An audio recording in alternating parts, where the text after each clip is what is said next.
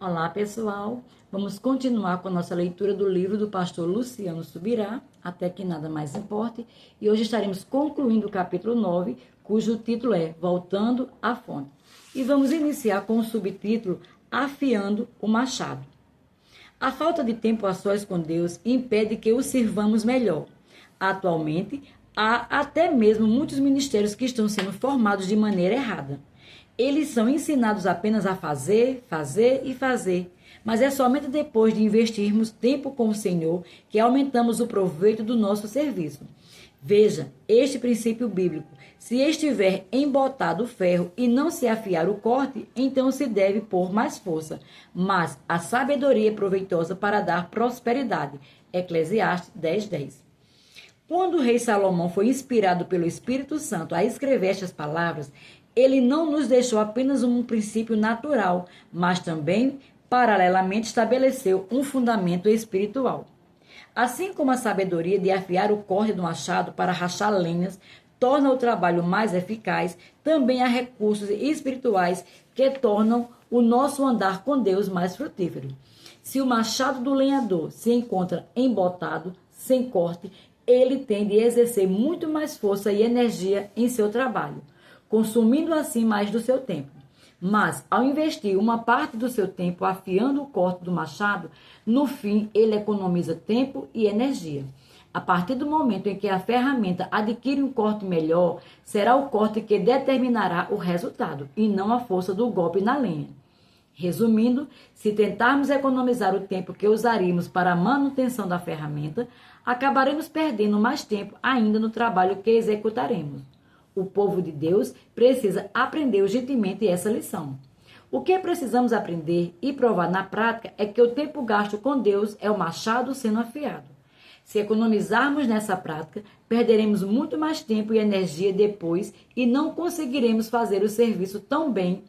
D.L. Moody, um dos grandes evangelistas da história da igreja, afirmou: nesta era de correria e incessantes atividades, precisamos de algum chamado especial para nos retirarmos e nos colocarmos a sós com Deus por um tempo, todos os dias. A correria gerada principalmente pelo crescimento do ministério pode tornar-se um dos maiores inimigos do próprio ministério.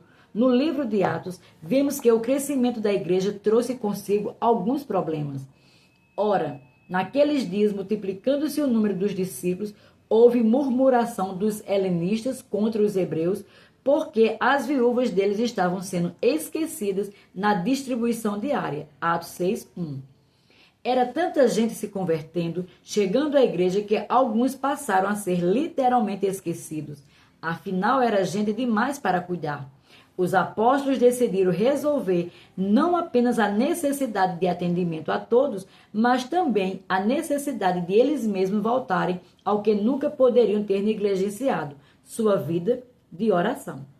Então, os 12 convocaram a comunidade dos discípulos e disseram: não é razoável que nós abandonemos a palavra de Deus para servir às mesas. Mas, irmãos, escolhei dentre vós 7 homens de boa reputação, cheios do Espírito e de sabedoria, aos quais encarregaremos deste serviço, e quanto a nós, nos consagraremos à oração e ao ministério da palavra. Atos 6, do verso 2 ao 4. Nada deve nos afastar de nossa fonte.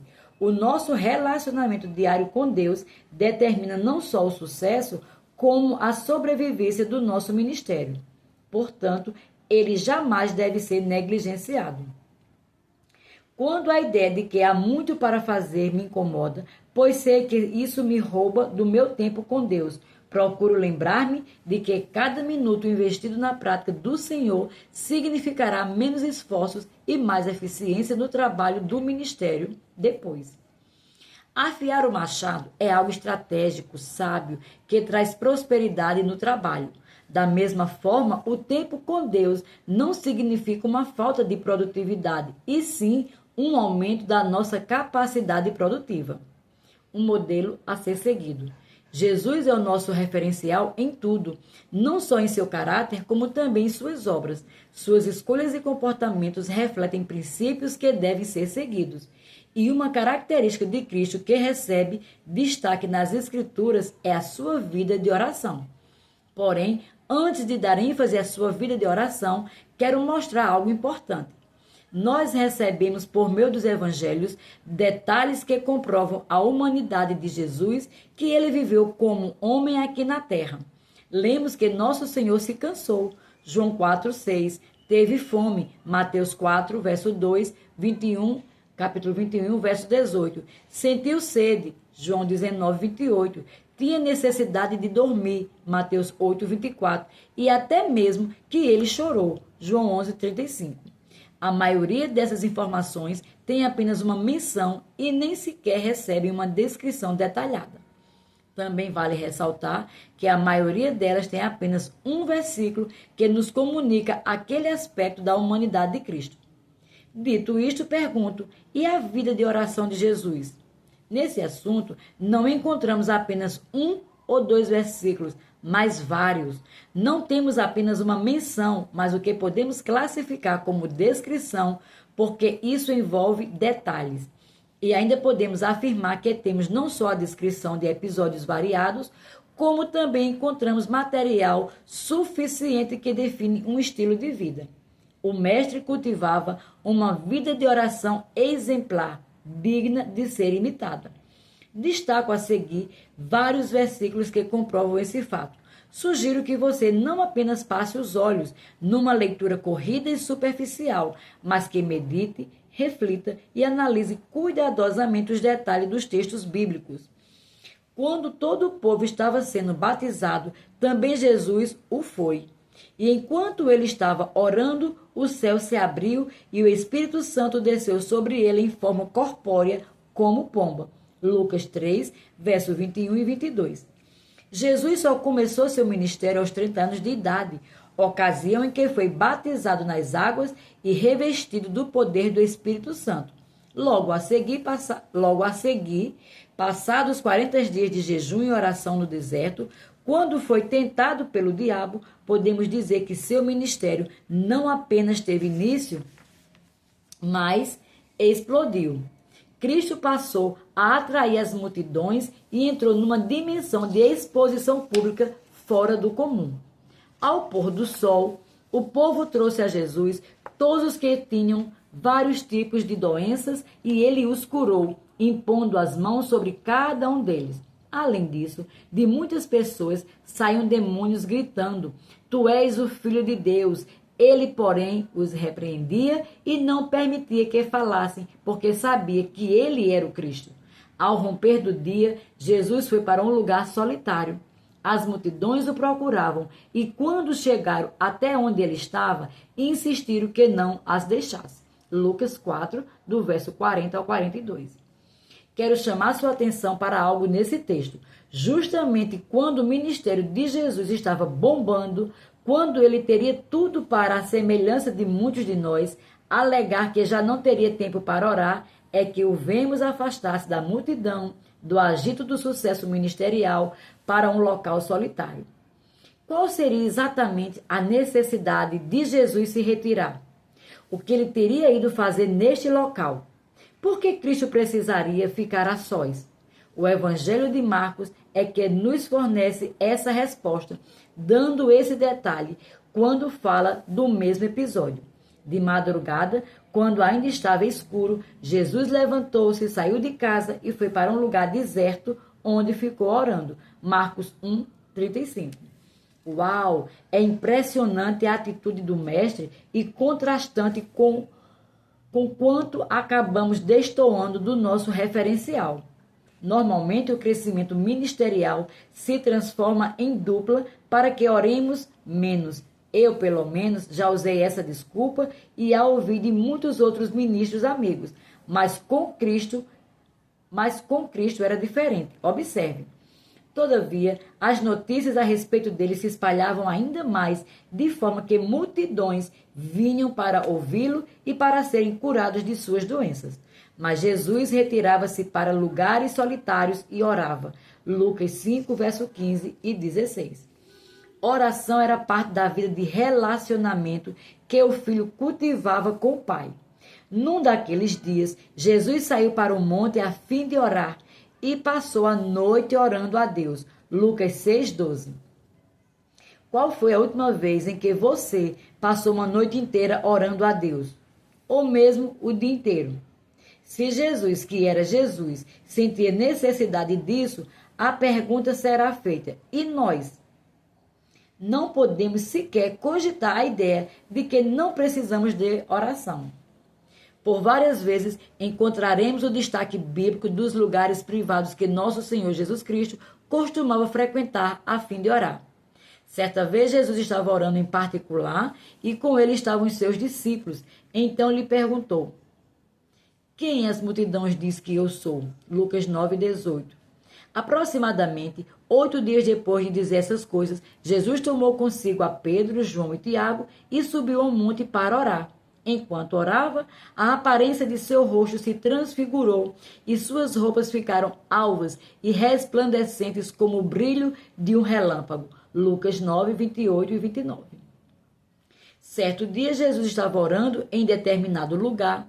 Tendo terminado, um dos seus discípulos lhes disse: Senhor, ensina-nos a orar como João ensinou aos discípulos dele.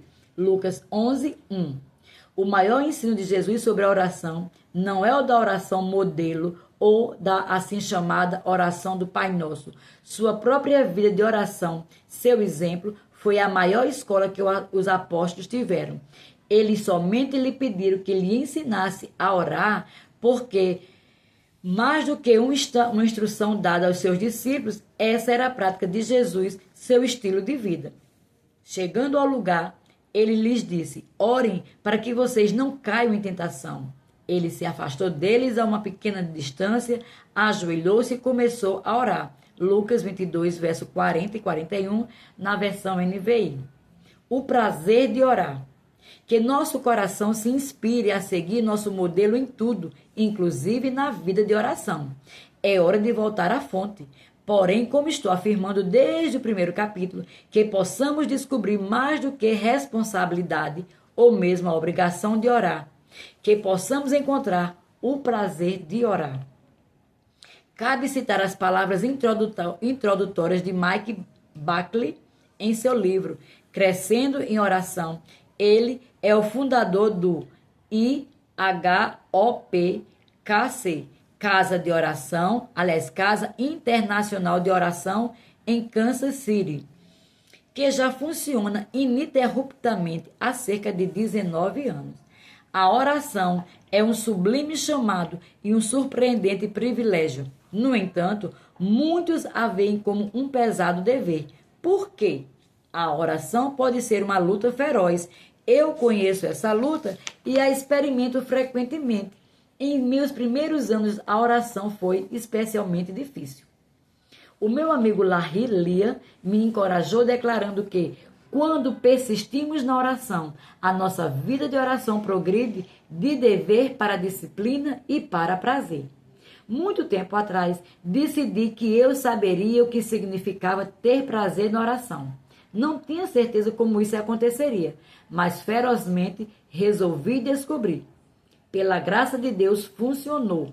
Tenho tido prazer na oração há muitos anos e tenho recebido respostas a inúmeras incalculáveis orações. Não estou dizendo que a oração nunca é uma luta para mim hoje, e sim que agora sei a maneira de passar de passar pelos tempos de resistência e dificuldades para que a oração prazerosa que traz resultados verdadeiros seja a norma. Isaías profetizou que o Senhor alegaria os seus servos em sua casa de oração. Isaías 56:7. Aqui, Isaías referiu-se a um novo paradigma para a oração. A oração, caracterizada pela alegria, é o que gosto de chamar de oração prazerosa. O Senhor deseja que a igreja seja surpreendida pela alegria de comunicar-se com Ele. A oração prazerosa é a oração que refrigera nossa alma e revigora o nosso espírito. Imagine como a oração pode ser prazerosa. Vamos querer nos envolver nela continuamente. Por outro lado, se não for prazerosa, oraremos somente intermitentemente ou não oraremos absolutamente nada. Como é precioso o teu amor, ó Deus! Os homens encontram refúgio à sombra das tuas asas. Eles se banqueteiam na fartura da tua casa.